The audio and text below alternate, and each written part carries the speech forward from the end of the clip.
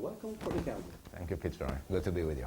Thanks, Courtney. Let me start by talking a little bit about you as an individual. Tell us a little bit about where were you born and where did you attend school and so on. For the viewers who are really interested in, a little bit about your personal life. Tell us a little bit about that. Sure. Well, happily, I was born in Chapelton Public Hospital.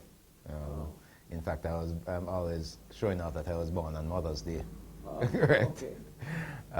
But I grew up in our first couple of years were in Clarendon. My parents lived in Kellits in North Clarendon. And then we moved when I was about 4 to Kingston. And we spent about 4 years in the parish of St. Andrew. We were relocated back to Kellits in 1971. And so I attended the Kellits Primary School there. And then did first form at Clarendon College. When I passed the common entrance.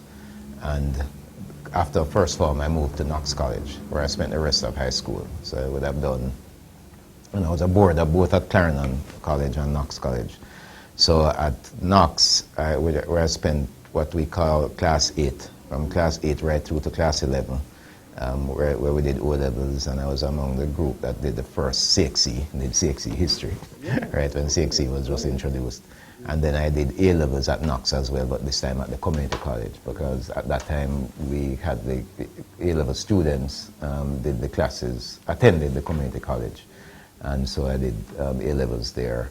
And from then to University of the West Indies, the Mona campus, where I did the degree in management studies, and I lived on Chancellor Hall. So I have many friends who were made on Chancellor, the Lions Hall, right? I'm still very close to Chancellor. We're very active on campus. And, in fact, I think in my last year I was Deputy Hall Chairman, the previous year the Treasurer of the Hall. I was also involved in the Christian group on campus, the University and Colleges Christian Fellowship. And so, I had a really rich campus life. I really enjoyed my time at Knox as well. So, and those years, both in high school and university, were special ones for me. So that's basically during my years at Knox, the family relocated to Spanish Town, on the outskirts of Spanish Town, Green Acres, where my parents still live, and that has been my life so far. Great. Now, I wanted to know from you whether at Knox and Clarendon College, business was always your focus. How do you get involved in business as, this is what you want to do? Was it always that way? No, actually, I think probably up to teens, I wanted to do law. I would have been inspired by persons such as Norman Manley, and then, really watching and being familiar with the great attorneys at the time. So I think it was in sixth form that I made this switch in terms of my thinking to say perhaps I should do another career. And initially it was hotel management that I thought about. Really? So when I went into University of the West Indies, I went in to study hotel management. At that time, the university's program was you do 1 year in Jamaica with a regular management studies program, and then the years 2 and 3 would be done in the Bahamas. Okay. I then found out that there are some issues with how the program was being executed in the Bahamas at the time, and so I made a special application to switch to the full-time, to the management studies degree, in which the other 2 years would be done at Mona. And the understanding at the time from the dean of the faculty is that I would have to ensure that I do well in my end of year exams to give me that flexibility, and so I ensured that I did well in the first year. So they allowed that transfer. Okay. Yeah. Now, having done business management at the University of the West Indies, you left university. Where was your first stop? First stop was I worked for 3 months in the bursary of the University of the West Indies at Mona. So that was from probably about October through to January. And that was my very first job. I had offers and so on from Deloitte, but it was called Tushras at the time, but I decided not to take that up. And by that time, I decided that I wanted to get into banking. Mm-hmm. So all my applications were to banks, and I think I covered all the 4 or 5 banks that were operating, or certainly the most prominent ones operating in Jamaica at the time in the early 80s. But having not heard from them at the time, I got a job with the bursary of the university. By then, now, I started to hear from some of the banks. Okay. And so I eventually landed a job at NCB, National Commercial Bank. They had a graduate trainee program, and I started with them in February of 1985. Wow. Yeah. And you rose quite prominently up the ladder at NCB. Tell us about that. Yeah, it was a really good career. I spent 23 years there. I started as a graduate trainee, as I said, working out of the Matilda's Corner branch. And, I got exposed to some really great managers, some really great colleagues during that time. From Matilda's Corner, I moved to Linstead. And during that period, I started the banking diploma. Because, the management studies degree at the university at the time was fairly general. But the banking diploma, I was encouraged to pursue this because then this is really focused on the preparation for being a banker and a professional banker. So it would take you through the laws that related to banking, how to lend, that type of investments and so on. So a lot of this material you would not have been exposed to it in the general management studies degree. And so I started that on my own, and I think based on feedback from the persons who ran the program, the administration of NCB heard that I was doing well and taking it pretty seriously, and they decided to offer me a scholarship to finish up the diploma at UTech at the time, and that is what happened. And so I completed that program, the associate of the Chartered Institute of Bankers, so the degree person then that program, and as I said, went to Linstead to be a loans officer there. Returned to Kingston after probably about 2 years. While in Linstead, I got married, so returned to Kingston to be back to Matilda's Corner actually, to be what is the head of the credit department there. The official role is manager's assistant. Worked with a really great manager, Angel Vassiano, and we I think that was a very productive time in my career.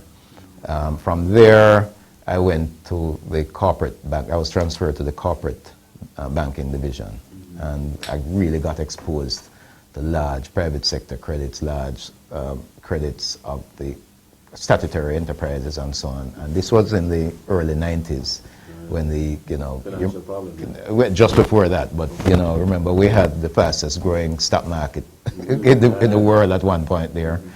So there was a lot of activity. If you recall, there is a new entrepreneurial set of Jamaicans owning financial institutions, and they were really, running hot, right? Yes. And the NCB team had to compete with them, and we had to get innovative. We had to be very creative. We had to have fast turnaround time. We had to be pretty sharp with our analysis because not everything presented to you was credit worthy and deserved your support. And so, but you learned a lot during that time, and I think, the 4 years spent in corporate banking, were really invaluable in my own development. I think I did pretty well, and then as a result of what happened there, I moved into NCB, established an investment bank called National Mutual Investments. And I was one of the 3 persons placed there to get that started. Again, we had some successes. But up to that point, I was not on my own. I was, an account executive in corporate. Was one of the managers in National Mutual Investments. And great opportunity came up for me in 1998 to manage my own shop. And that was to manage, and this time now to go back into retail banking to manage the Mandeville branch. If you're checking it, if you're following me, from probably about 91 through to 98, I would have been out of the retail banking business. I was in corporate and then investment banking. And so now this time I'm going on my own to Mandeville and to lead my own team.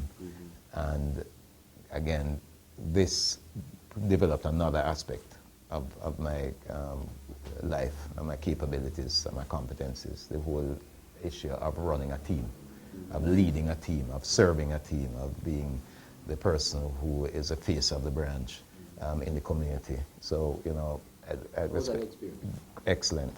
You know, really great team, really great people to live and work among, the people of Mandeville. To this day, they're, you know, close to my heart. And I have developed many strong friendships there. And I'm still in very close contact with those persons, you know, the persons in the community, the persons with whom I worked in the branch. Having left Mandeville, what next? Right after Mandeville, NCB by this time now had started to change, and we had invited in at NCB a new managing director, Chris Lowe, at the time. You'll recall this was in preparation for sale by FinSAC because NCB was one of the intervening institutions, and Chris Lowe introduced internal job advertising, which was something, you know, radically different in NCB at the time, because up to that time, you know, they would look at the best persons, just like I was placed in corporate and then in investment banking, and then moved to Mandeville. They would have looked at the best candidates available and said, you know, select from a list the best person and to move them. This time, they were allowing persons the opportunity to raise a hand and indicate whether they're interested or not. And, you know, I initially, because it was new, didn't take that on at all. But some friends called me to say, you know, Courtney, this new job advertised for head of retail banking looks like you. And in fact, it wasn't called retail banking. It were two jobs were advertised, one for head of personal banking and head of community banking. And I said, you know, I paid some attention to it and I applied for one of them. The rest is history. You know, in being interviewed, the managing director asked me, why didn't I apply for the other? I said, you know, I just wanted to focus on one. He made it clear that he was actually putting them together, you know, consolidating the two roles and calling it retail banking. And so that's how I started out as assistant general manager of retail banking, initially just to do product development and to focus on a particular segment of the market. Again, with management changes, Auburn Hill becoming managing director in about August or September of 2002, he decided, you know, in one fell swoop to put all the branch managers under me on the ABM network and everything that had to do with retail as a discrete business unit. And so that was a big move, a big, I think, step of faith, you know, on Auburn's behalf. I accepted the challenge, and I think it worked out very well. Okay. So you left NCB as a general manager of retail banking? That's correct. That's correct. Okay. So having had that broadened portfolio. Mm-hmm. Right. Now, just give me a general synopsis of the experience at NCB. I know you've touched it a little bit, but overall, you would have said that career was the centerpiece of where you are now. Is that absolutely? Yeah. I mean, because I see myself as a banker. I mean, NCB is like a university. Mm-hmm. The training there has always been, and I believe even now continues to be excellent. Mm-hmm. If you recall, NCB was formerly Barclays. Right. Mm-hmm. And you know, the systems and procedures there are well structured, well thought through. Clearly, you know, as Barclays would have in the previous decades had hits, mistakes made, they would have learned from those and built those into the operational procedures and policies and so on.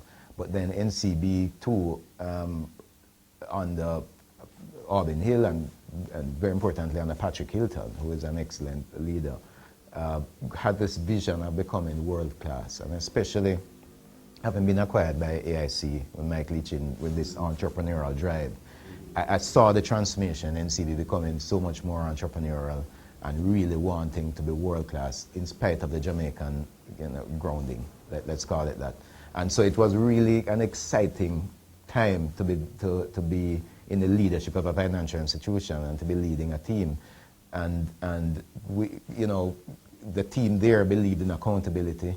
We've restructured the P&L so that the profit and loss statements, that it was very clear what losses or profits are being generated by the individual business divisions. And we started out in retail, because we're just come out of the FinSec era, looking pretty badly. And so the challenge was to turn it around very quickly. And I'm really proud that by the time I left there, the retail banking had then become the most profitable division in the bank. And so that is something that was accomplished by excellent team effort. They really got aggressive in sales. We had introduced personal banking, we had introduced business banking, and those had worked well. We had introduced some new products such as Payroll Plus and a whole range of others. And I think the team supported me very well. They supported the management of the entire bank, and we were able to record some outstanding accomplishments. As one of the Facebook persons said, it's a big coup by Grace Kennedy to have you here. Yeah. Let me ask you though, go back a little bit for me in the FinSec era, right, and tell us about the experience that you had in that era, because I know you talked about the pace at which things are going on and so on, but did you feel that at that time in Jamaica's economic history, our finances were chaotic, so to speak, financially, and that's why we got into that problem? Yeah, well, I think, in fairness, I believe that crisis was caused by several factors. And I don't think it's fair to attribute the financial sector crisis of the 90s to one set of causes. I think, first of all, you had macroeconomic instability. So you remember we had interest rates peaking. The Treasury bill rate peaked at about 52% at one point. Inflation was running really very high. We had massive devaluation following the liberalization of the economy. But at the same time, I believe it's fair to say that on the part of many of the financial institutions, you just had irresponsible management. And, many of the stories have come out about bad lending practices, about investing depositors' funds in other non-banking enterprises. And then the third thing would be that the regulatory framework needed a lot of work. It was, I think, underdeveloped at the time and was inadequate to cope with how the practices in the industry had advanced. So since then, what we have had is a total rework of the regulatory framework. It is now advanced. I think it's a model for the rest of the Caribbean. I think we have a strong supervisor, or strong supervisors in both the Bank of Jamaica and the Financial Services Commission. They have lots of authority, lots of power, and I believe they use it responsibly and well. I believe the management practices in the sector have improved significantly. The transparency in reporting is there. And of course, since then, we probably haven't had the macroeconomic growth that we would have wanted, but in terms of the macroeconomic stability, we have had that over the past couple of years. So I think the situation, the good thing in my mind, as unfortunate as that situation was, is that I believe as a country, as a financial sector, that we have learned the lessons that were to be derived from it. No. You left the bank as the head of retail banking, and you were asked to join Grace Kennedy. Tell us about this experience so far. Tell us about the move up the ladder. Great, I'm glad I did it. right timing. Okay. Grace Kennedy has always been, I regard as an iconic brand in Jamaica, and in the Caribbean as well. And I was overseas last week on business, speaking with members of the Jamaican diaspora in Brooklyn, New York. And the love and respect for Grace Kennedy is still very strong, even with these Jamaicans who have been overseas, some of them for 30 and 40 years. So it's a privilege to be on the management team of Grace Kennedy at this time. And I joined in July 2008. And initially I joined to be head of First Global Holdings. That's the business segment that comprises the bank, First Global Bank, and First Global Financial Services, which is an asset management company.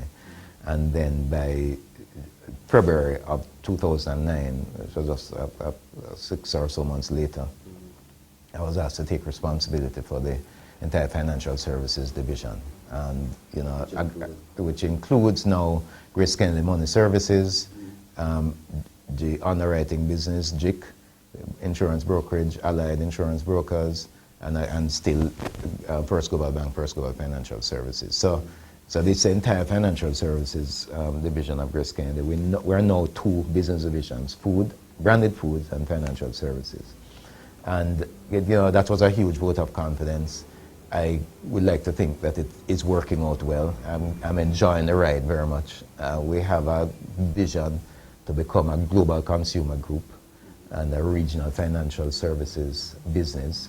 And the mission of Grace Kennedy Financial Group is to deliver world-class financial services to the Caribbean people. All right. And so that my entire team is galvanized around that goal. We're going to go through some of the companies and then just talk a little bit candidly about what's happening. Sure. First of all, we want to look at the Grace Kennedy Money Services brand. Sure. That's Western Union and MoneyGram? No. Western Union and FX Trader, right. Bill Express. Right. Yes. So that's 3 brands, right? In one. Now, tell us a little bit about the Western Union brand, well, the entire money services brand. All right. How is it structured and what's the performance like? Well, I think good performance. So we in this business partner with Western Union. Grace Kennedy owns 75% of Grace Kennedy Money Services, with the other 25% being owned by Western Union. Okay. And so we partner with Western Union in 9 Caribbean territories, and in fact exclusively in 3, Jamaica, Trinidad, and Guyana. Okay. And so we partner with them to deliver remittances, inbound, outbound, intra, because you can do transfers intra-territory as well. We also offer bill payments in almost all of these territories right now through Bill Express and Bill Express online. And in fact, I don't know if many persons realize that you can actually go into Western Union outlets in North America to pay Jamaican utility bills. Right, so that's through Bill Express. And then FX Trader, the Cambio. And that's the largest Cambio operation in Jamaica with 30 odd locations. And we also have FX Trader in Trinidad as well. Thanks for that clarity. Yeah. So this business has been doing very well. If you take Jamaica, we're the clear market leaders in all the territories in which we operate. So the stats that we have, for example, to the end of 2012, show that we had a 53%, 53% market share in Jamaica. So all of the remittances coming into Jamaica, we account for 53% of it. The other 47% will be divided up among all the other competitors. Wow. We're very strong. In Trinidad and Guyana, we're leaders, and in some of those markets, even greater than 53%. So it's a great responsibility on us. We see ourselves as being established as leaders because of the work that we have done, both in the sending territories. We have community liaison officers who in the UK and Canada, in the northeast and the southeast of the United States. And they do a good job of remaining in contact with all the Caribbean communities there. Because remember, we're serving more than Jamaicans. We're serving persons in Trinidad, Guyana, and the rest of the EC as well. And so they do a really good job there, keeping the Western Union brand uppermost in the minds of the public. And then here, we have worked through, in the receive territories, Jamaica and the other 8 in the Caribbean, we do, I think, a great job managing relationships with the agents. We have a really great network of agents. They're well positioned in terms of location, and they're well managed. The frontline associates give excellent customer service. That's managed, that's monitored by us very closely. We have pretty stringent customer service standards that we set and that we train to. So it's a combination of the work we do on both ends, of the technology that we use, of the customer service standards that we set, of how we manage against those customer service standards. But then beyond that, we have consistently tried to bring new innovations to the market. With that leadership, and it's clear that Western Union is the leader, and that money service brand is tremendous, but there is also challenges. And one of the challenges I see is the lottery scam. Yes. And I want to talk a little bit about that for me. How does it, I noticed recently you introduced an MCTM number. Yeah. I don't know whether that was to mitigate against that. No, that... Tell us a little bit about the measures that you've put in place to deal with the tremendous problems that may arise, you know, with lottery scammers trying to move money across the nearest territories and so on. How do you deal with that? Yeah, first of all, we are resolute that we don't want any fraudulent transactions coming through our network. So we work very closely with the authorities, and we have always been working very closely with the authorities here and overseas, and with our partners, Western Union, to first of all try to detect the fraudulent transactions, and secondly, to put measures in place to deter the fraudsters from using our network. And I can't speak about all the measures because that's almost putting fraudsters on notice. But what I would say to you is that the situation came to a head in August of last year when we had to take a decision to close all the locations in St. James. Because we wanted to just step back a bit and do a deeper dive into the processes and procedures that we're using and to see if we could put some better control measures in place there. I'm happy to report that those seem to have worked. How much money did you lose by doing that? You know what? We can't quantify that. We did lose, but you know, the risk and the values would not allow us to benefit from something that we were uncomfortable with, or that is just plain illegal. Sure. So, you know, we can quantify that and we can discuss that offline. But what I would say to you is that we are pleased that certainly the complaints, you know, and all the indicators seem to point to the fact that we have reduced fraudulent activity in our network. And we are united with Western Union to try, and with the authorities, to try to reduce it even further. So we will monitor things like the frequency of the transactions, the size of the transactions, coming from both senders and being picked up by the receivers on this end. Those are some of the things we monitor.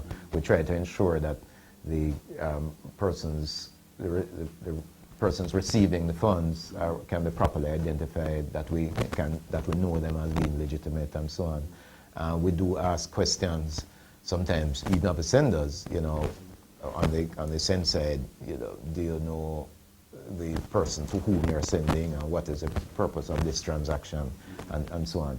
So but it's really something that will require a collaborative effort on the part of everyone, and lots of customer education, because these fraudsters tend to be very tricky. It's really called the advanced fee scam, tend to be very clever. The good thing is that the Jamaican government has now passed some very important legislation that we believe will help to apprehend these persons, and I see I see us working together, making a lot of progress with this over the ensuing months, because we now have, for example, the ability for the persons who have been victims to give evidence via video link without making the trip, without having to make the trip to Jamaica. And the penalties in the laws that have been passed are pretty strong. You can be arrested now for just having a list, you know, the call list that they use. So I think the authorities have done the right thing, and I think as a country we should commend them and support that. Yeah. Right. First Global Bank. Yes. One of the banks that people associate with quality. Yes. And certainly some is a bank that I really like. Tell us a little bit about, you've had some innovations there, you know, Saturday banking and that sort of thing. Yeah. Talk to me about the development of the bank itself first. Well, the bank, First Global, would have been bought by Grace Kennedy about 12 years ago now, and has done very well, you know, and we have become, I think, an innovative bank in Jamaica. We're the 5th largest bank of the 7, but 3rd most profitable. And that's because of the support of the customers. The huge innovation that we have done recently is global access, which has been now recognized by Global Banking and Finance magazine as the best online banking platform in Jamaica. And not many persons realize that that's the only internet banking facility that allows you to do wire transfers to accounts overseas from the comfort of your home or office, to transfer funds to other banks in Jamaica, to accounts at other banks in Jamaica. So you may have an account at Scotia or NCB or First Caribbean or a friend, and you can do it, the transfer from Global Access using this little token here, right? And which we call two-factor authentication, but it's very secure, and it has become very popular. So right now, not only the international recognition have we had, but our customers have recognized it, because over 60% of First Global's customers are using Global Access, and that's a pretty strong penetration rate when you compare with other banks who may be happy to get up to even 10 or 15% of the customer base using the internet banking. So it has worked very well for us. The other thing that has happened in First Global is the customer service has also received recognition as well. And I think that you would want to attribute to the team out there, the persons in the customer care center and in all the branches of the retail network and corporate banking and so on. I think as a team, they have worked well together to offer personalized service. Because First Global is relatively small, we have over the years been able to give personalized service to pretty much all the customers. The other banks have to choose probably a small segment to which to offer the personalized service, but all our customers have our relationship managed. The customers will be able can tell you who their account manager is, and they're accessible to them, for most of the day. And I think it is that personalized care that has pushed First Global up to the top there in terms of the rating by the customers. And I think we are committed to continuing that. And then on top of that, we have been developing new products. So, for example, in the cards, we have the card with the lowest interest rate in Jamaica and no fees. That's a kind of basic Visa card. But as well, we have a very strong platinum card and gold card. We've introduced a rewards program recently that allows you the flexibility as a client to choose the type of rewards that you want to have. Many other persons are forcing it for airline points or hotel stays or whatever, but we are allowing you the flexibility to choose the rewards you would want to have, because you know what works best for you. So that's just one example, of the type of innovation that First Global brings. So the future for First Global will continue to be innovating with technology, such as Global Access, but also building on this excellent reputation for customer relationship management. Do you consider that your niche? Because you intimated a while ago that because of the vastness of other banks, they may not have this level of personalized service. So are you suggesting that you're finding your own space in the banking sector?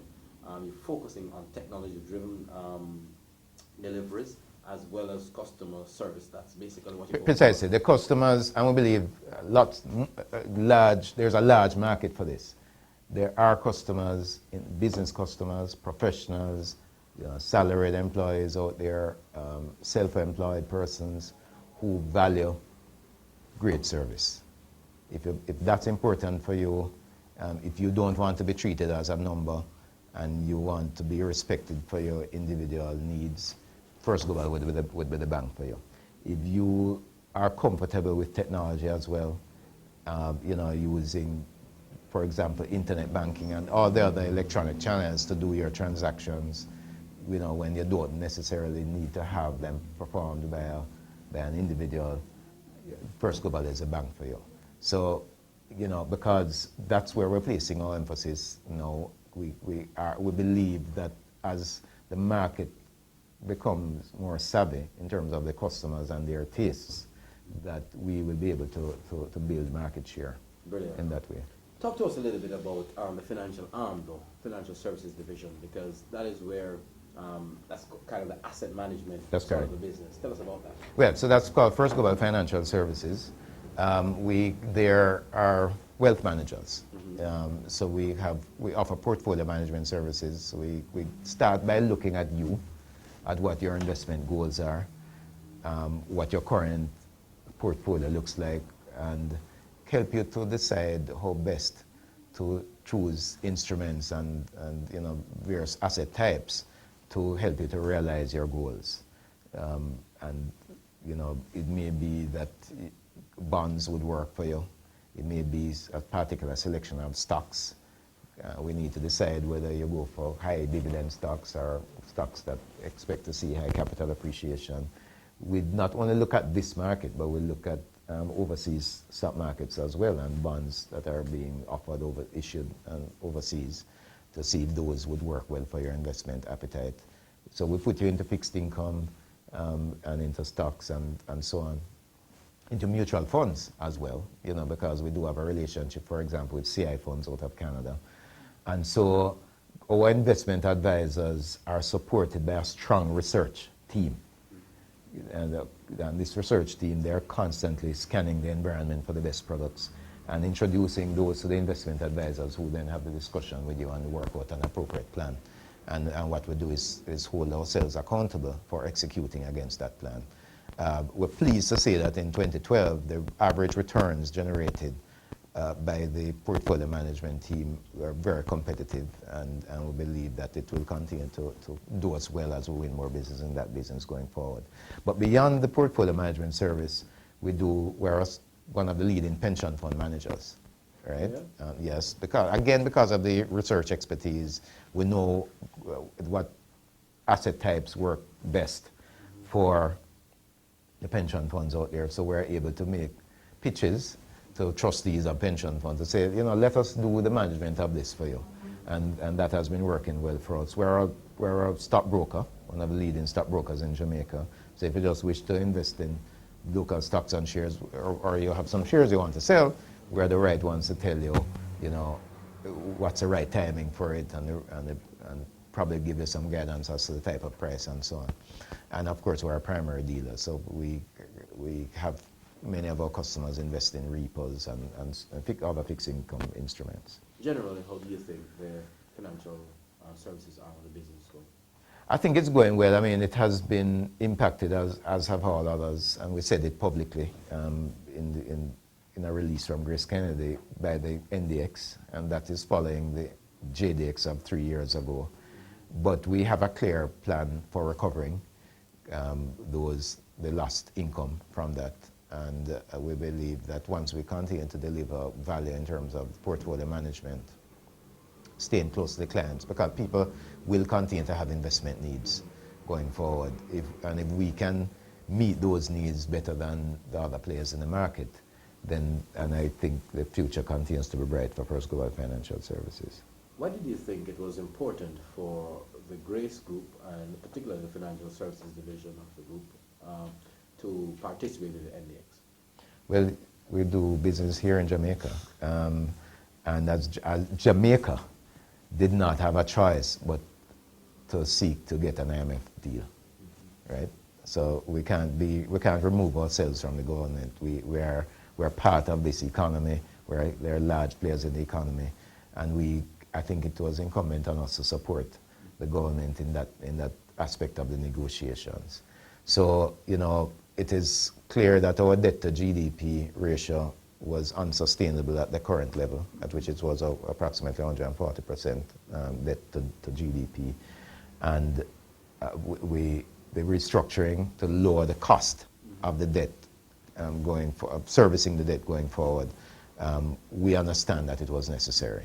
And we said, as painful as it was, we are prepared to make the sacrifice for the greater good.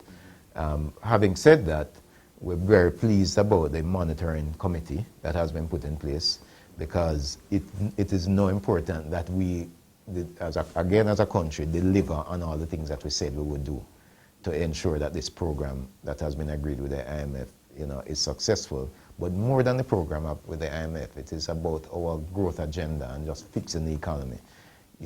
This is a really great opportunity for us as a country to do things that we should have always done and probably didn't have the courage to do before. Well, it's time for us now to get the courage and to move on executing against these plans. One of the problems, as a journalist, one of the problems I find is that, the political term limits either party in terms of there's a five-year window, and everybody's trying to get to that 5-year window without causing too much headache. Right.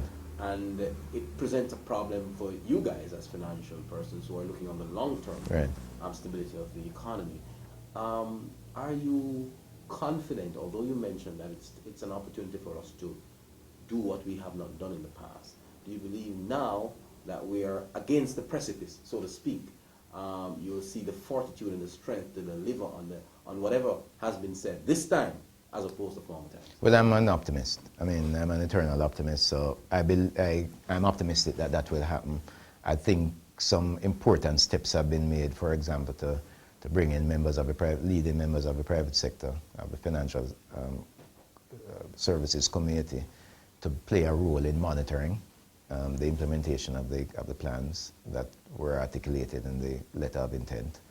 And so I think that by that independence, bringing kind of non-politicians into the picture and engaging them as partners in how we go forward, that's a positive sign. But beyond that, I'm confident too in the ability of the Jamaican people to do what is necessary to grow this economy. We have lots of opportunities now in tourism, in mining, in ICT, in the BPO sector. You're here to talk about the logistics hub, in the agri-parks. There are lots of opportunities right across the economy.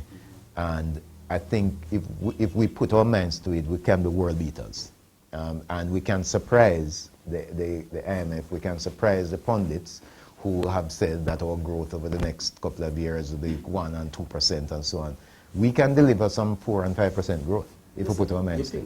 You beat me to the punch in terms of, I was going to ask you about the IMF deal.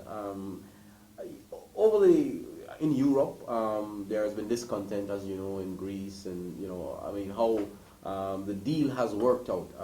Are you confident in the IMF deal and its positive spin-off on Jamaica's economy? Because on the contrary, people are not so positive about the intervention of the IMF. Yes, it provides a source of funding, but the tough measures that are needed sometimes does work against employment and create some social problems. What's your view as a financial person on the impact the IMF deal will have on ordinary Jamaicans? Well, all right, so my confidence is not in the IMF deal. The IMF deal is helpful because it helps us to put a little more discipline to how we've been managing our financial affairs. So we would have agreed to things like reducing our fiscal deficit, generating a primary surplus. That's really just simply saying that you can't spend more than what you earn. Right. So it's normal business. Normal business and what you do at your home in any case, right? So it's helpful in that regard that there are some clear measures that help that will encourage us to be a little more disciplined. Sure. But my confidence in terms of how we grow out of this is not really coming from that. It's really coming from the ability of Jamaican workers and Jamaican businesses to be world-class if we put our minds to it. It's confidence in the leaders in our schoolrooms and in our hospitals and in our factories and in our hotels to deliver quality products and services that can be competitive with world standards, right? With our competitors in the Caribbean and the rest of the world. I think that what we have demonstrated, for example, in our tourism industry, is that when we train our people well, when we set clear standards of performance, and when we manage them well, that they they're world beaters, just like our athletes. And I think we need to just employ the same principles across all of the entities in the private sector and in our factories. That's what's happening at Grace Kennedy.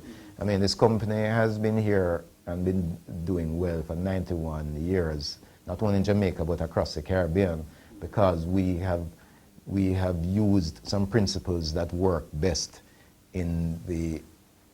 that work in the best economies and the best corporations across the world. We have not said that because we're a Jamaican company that we should settle for second best. So our governance practices are world class, our risk management systems are world class, our employee management practices are world class, our innovation process is world class, right? We are doing everything according to the highest standards that we see. And, you know, we're saying that, yeah, we may be Caribbean persons, but we are competitive with those persons in the rest of the world. We have a big challenge, though, and it's our energy problem. Yes. And I'm sure as a senior manager at this company, you look at the challenge that we face, especially with the high cost of electricity, and it reduces our competitiveness. How do you think, I know Grace Kennedy had lobbied, they were, you know, very vociferous in terms of lobbying for low cost of fuel. Is the fight still on? Is Grace Kennedy still taking the fight on? Absolutely. But, you know, we are doing other things as well. We are looking at our own energy consumption and finding ways, innovative ways to reduce energy consumption in all. And sometimes it's just about better monitoring the switches and the AC temperature, for example. You know, we have found ways, and we are continuously searching for ways to find lower our energy consumption. What I would say to you, though, is that the fight for lower energy is something that all of us as Jamaicans should support, and we need to lower, because we're spending billions of dollars each year importing oil. And so we need to be looking at some renewable sources. We need to be using solar and wind more. And I think there are lots of opportunities for us as individuals and businesses to do that. But you're absolutely right. It is very important for the company, all companies in manufacturing, to identify less expensive sources of energy, and for us to lower our energy cost. And that's an important part of how we go forward as an economy. The other important piece is education. We need to really have an educated workforce that's well skilled and can deliver high levels of productivity. Because if we get the energy right, and you know, and we don't have a workforce that is skilled and can lead us to higher levels of productivity, then we would have missed the boat again. So, and that's why as Grace Kennedy we continue to invest in education. We have almost 500 students now on scholarship, you know, funded by either the Grace Kennedy Foundation or the Grace and Staff Community Development Foundation. And that's why we invest so much in sport as well, because we want our young people to develop their potential. So, you know, we invest through CHAMPS, which were the main sponsors, and we just happily renew the contract for another 6 years. We also sponsor schoolboy cricket right through the island, because we're investing in our young people. And sport is another way, we think, of supporting what we do on the academic side, but towards helping them to become much more productive. Brilliant. Now, the final company we want to talk about is JIC, Jamaica Yes. International Insurance Company. Talk to us about the insurance business, a new type of business, Yes. more difficult? Yeah, it's interesting. You know, that's one I've learned about the most since joining Grace Kennedy, because I would not have had the responsibility for an insurance business before. We are in PNC insurance, non-life insurance. Mm-hmm. So, you know, you get to understand how peril insurance is structured and arranged, and the role of the reinsurers, all these treaties that are negotiated annually. JIC has carved out a really special place in Jamaica, because it is known as the PNC company that is, and PNC means property and casualty, that is the most innovative and has brought technology to bear on improving customer service. So it is, I think it is beyond a shadow of a doubt in the company that offers the best customer service in that industry. And it's largely because of how they've been using technology. We want to be able now to take this expertise that we have developed running this business for over 30 years into other markets in the Caribbean. JIC ranks most years second or third in terms of premium income. And so, you know, there is room to grow more in Jamaica, but we believe there's even much more room to grow outside of Jamaica. Currently, 10% of JIC's premium income is written in the Turks and in Dominica, you know, together. And so we have the ambition now of expanding our insurance business outside of Jamaica. Wow. Let's just move on a little bit to look at how do you think, and this is going to maybe a little bit controversial, do you think that the insurance business is kind of saturated in terms of the amount of companies operating in the market? Well, I don't know. It depends on where you look at it. I mean, there has been some consolidation recently. You know, there is a merger of, well, West Indies Alliance and Globe, you know, will eventually come together. They have the same parent now. Before that, you had Victoria Mutual Insurance and BCIC coming together. So yeah, there has been some consolidation in recent years. Perhaps there is room for more. We'll just have to watch and see. But we are doing what we need to do, which is to serve our clients well. And you believe that you're doing, in terms of the revenue, in terms of your profits, you're happy with where you are? We're happy with the revenue. I think we could be happier with the profits, frankly. Yeah. And so we are doing work in terms of how we improve our efficiency and, you know, how we really closely analyze even the current book of business to see where there are opportunities to improve the profitability of that book of business. I think one of the drawbacks from my side to you as an executive is the possibility that Jamaicans need a little bit more education in terms of insurance. I don't know if you agree with me. There must be a continued thrust to educate the public for buying insurance, because there's a lot of trepidation about insurance. Sure. And that sort of thing. No, How do you deal with that? I would support that. Well, you know, we get involved in customer education. We use all channels available to us, social media. So JIC, for example, is now on Facebook and Twitter. And we work through our brokers as well as our agents and our staff to educate the customers on the options that they face. We have designed some new products for them over the years to give the lower risk customers better rates, you know, for example. So we continue to do that type of profiling to ensure that we remain competitive and we're offering really great value for money, because that's what we believe in. But I think we have a great management team there, and the customer education is certainly something that I believe they've been engaged in. Let's just move on a little bit to some philanthropic thing that Grace does. Grace is known in Jamaica as one of the companies that gives to Jamaica, the cause of Jamaica. Absolutely. And it is very important to project that, because not only do you make profits from Jamaicans, but you give back to Jamaicans.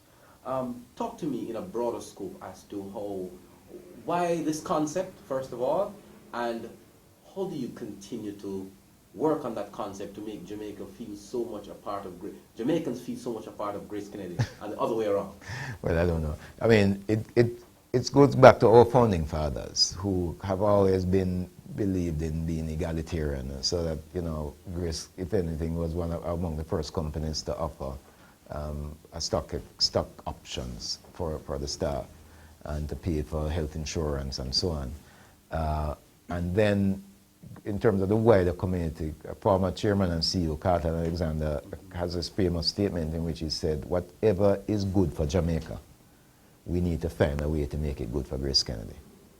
Right? So he started out is what's in the national interest, and how can we help how can we help the rest of Jamaica to accomplish what's in the national interest. And I think that is something that's to be admired and to be emulated by all corporate entities.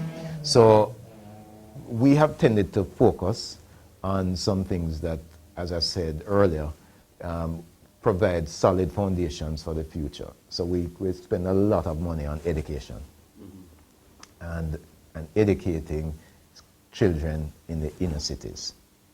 And so we have homework centers in which we have employed staff to serve, but our staff who read and participate in these homework centers as well. So we're not putting only money, we're putting time and effort and energy behind it. And so we have so many professionals now, and they are proud to come and declare what Grace Kennedy did for them in years past. Many of these professionals were sent to university by Grace Kennedy. Wow. And Grace Kennedy helped them through high school, helped them with the homework in the homework centers, provided scholarships for them to attend university, and now they're professionals at accounting firms, or some of them maybe even working here now. So that's something that it's even hard to measure that, the impact of that, but it's something very, very powerful. And I'm really proud to be able to be part of a company that's doing that. So we're doing that, as I said, almost 500 scholarships, almost 500 persons enrolled in school, including tertiary institutions, and some of them even overseas, paid for by Grace Kennedy, by our foundations. And I spoke about the homework center as well. But, we also contribute to many other charitable causes throughout the country. And one other thing that I'm proud of is scholarships given to the children of the farm workers, the migrant workers who are overseas and who send remittances through Western Union. We have a scholarship program for them as well. And in Western Union, you know what we have been doing? We have been building computer labs in our primary schools. Wow. So in the last year alone, we donated about 10 or 11 computer labs in primary schools. We work with the Ministry of Education and to identify those that were in need of that facility, and then we partner with Western Union to equip these computer labs, to have them constructed and equipped, and the teachers trained in how to use them. In First Global, we have introduced this music in literacy program in which we have bought instruments and trained the teachers. How do you use music to advance the teaching of English and mathematics, right? To enhance the students' literacy and numeracy skills. And that experiment is working very well. So in fact, just earlier this year, we expanded it from 6 to 9 schools. Let's talk about the impact of Grace Kennedy downtown, because that to me is a big thing. Grace Kennedy, despite the fact that you've been so very successful across the island, across the Caribbean, you still focus, you still remain downtown. Not only do you remain downtown, but you've expanded your operations downtown. I think a couple of years ago, developing this massive all-in-one facility, Jake and First Global Bank and so on, right at the corner of Duke and Harbour Street. And now the government has actually bought into developing downtown, and yourself has been, your company has been really a driving force behind keeping businesses downtown. Tell us about that. Well, we're committed. We see ourselves as citizens of downtown Kingston. We believe we are safe here, and it's a good place to do business. We're close to our merchants on the food side, right? We're close to our regulators on the financial services side, and very importantly, close to our customers. And so, it was logical for us, having been here for 90 odd years, for the financial services business to be here as well. So First Global Bank, First Global Financial Services, and JIC are established branches in February of 2012, on the 90th birthday of Grace Kennedy, right? We opened there, and that has been doing very well. But we will continue to be here for many, many, many years to come. We have good neighbors. Yes, you do. And we integrate ourselves in the community. We have, as I said, the homework centers, and all the young people of the area are served by Grace Kennedy. And it's a reciprocal process, because we believe that, if they do well in school, they will become our consumers, and probably even members of staff and managers of Grace Kennedy. So we are developing talent, and we see that the inner city and downtown Kingston is rich with potential. Now, you are the man in charge of the financial aspect of Grace Kennedy. With such a big portfolio, how do you manage, how do you strike a balance between work and your family life? Boy, yeah, absolutely. I've been married for over 25 years now, 25 and a half years to Pauline, and it has been good. And that family life has really kept me going through all the stresses of business life. And we have 2 grown sons. But, you know, I've enjoyed, I really try to make time to spend time with my family. We do vacation, a good solid vacation once per year. But, you know, the weekends I try to dedicate to them. We'd come home late, probably a lot of evenings because of work. But sometimes I will do work at home as well. But, you know, check out how things are going and hear how the day has gone. And we do a lot together. How supportive is your wife? Very, very supportive. I mean, I think she has been extremely supportive right throughout my career. And she's my confidant. I'm a good best friend, I would say. And we were at university together. So, you know, she is an accountant, and she did the chartered accounting exams after we graduated. And when I was doing the banking exam, and then afterward, when she finished her ACCA qualification, I then went on to do my MBA. So we've been very supportive of each other as we developed our own professions. And, you know, we make decisions together. And we have, you know, it's really great when you're singing from the same hymn sheet, right? Yeah. Same objective, same mission, same values, you know, so that has worked well. And I think we actually sometimes, of course we speak very often, you know, kind of in a partnership like that. But I find that we don't even have to speak to know the thinking of each other, because the communication has really been good and the shared values and so on. So that support has been great. You know, my parents are thankfully still alive and very supportive as well. I have a younger brother in Canada. So we have a pretty tight family network. And of course, part of how I manage is, a part of my life is really my church involvement as well. I was just about to ask you. Yeah, I worship at Webster Memorial United Church and part of the ministry leadership team there. And it's a very fulfilling part of my life. And, you know, because I really believe that that's where we get our strength from, the connection with God. And so the daily prayer and that strong connection of walking each day, knowing that you have your Creator on your side, right? Yes, of course. And, you know, that's what gives purpose to my life. What's your greatest challenge?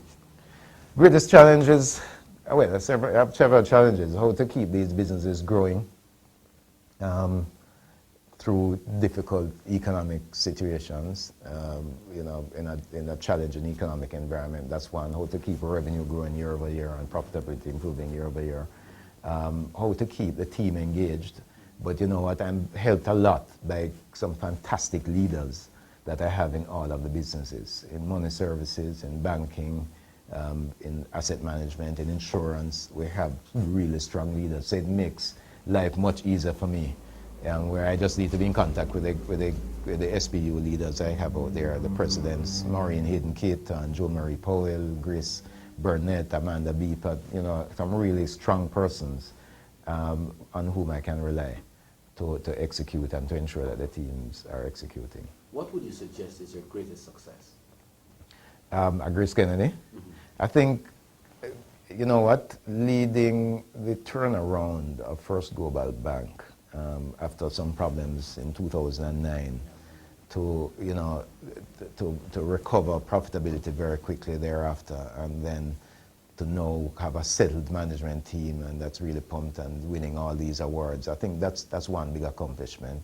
I'm also proud of the integration that I've managed to bring into the Grace Kennedy Financial Group as a whole, that the units are no longer operating. They were doing well operating as silos, you know, on their own. But I think now we have managed to to have much more integration, and we're hunting as a pack now.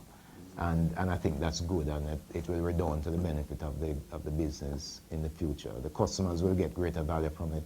I believe the shareholders will get value from it, and you should see it in our bottom line.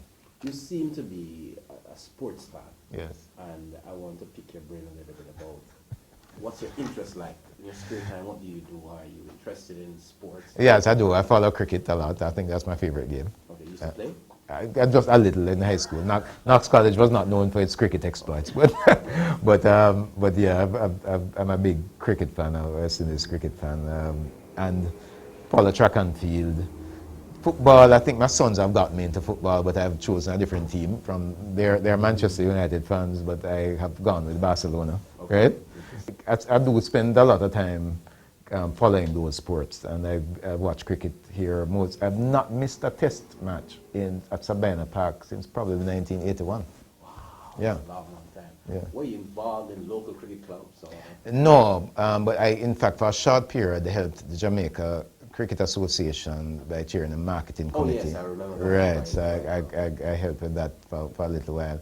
Had to give it up because I took on some other responsibilities. So it's a natural some fit other that civic. you actually had this partnership with the Jamaica Cricket Association, and they're doing so very well. I think so. I think we need to just get the rest of the private sector though involved in supporting cricket. It's a game about which many Jamaicans and Caribbean people are still very passionate. Yes. And I think there's some marketing value to be derived from supporting cricket. Tell me about some of the measures that you take to ensure that you are able to balance between a very, very busy work schedule, obviously, and you have a personal life. Tell us a little bit about some measures you take. Okay, so what I do is I try to dedicate a lot of time to my family, right? We take vacations together. We spend a lot of time together during the week.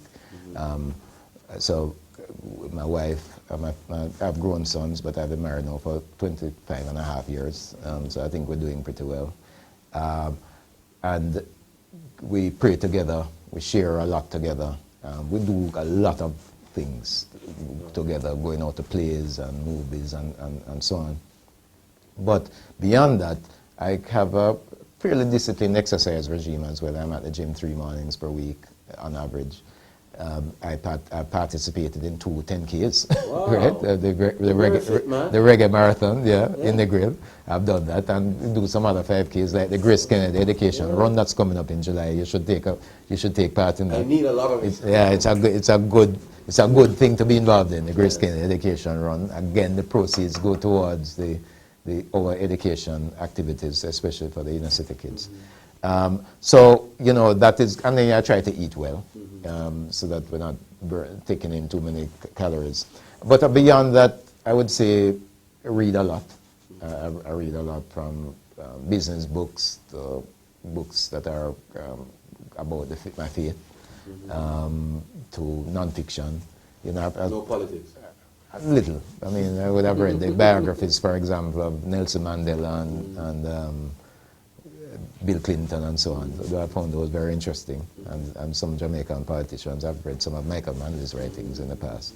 But I think that balance is important, the reading, the exercise, the family time, and of course, I really dedicate a lot of time and effort to my spiritual well-being. So the service of God through the church, I think, is an important part of the balance that I try to maintain. Final question, Courtney. We want to talk a little bit about the whole aspect of the plans for the future. When you look at this company, it's significantly very profitable, and we know that there are plans to take some aspects of Grace into Africa and so on and so on.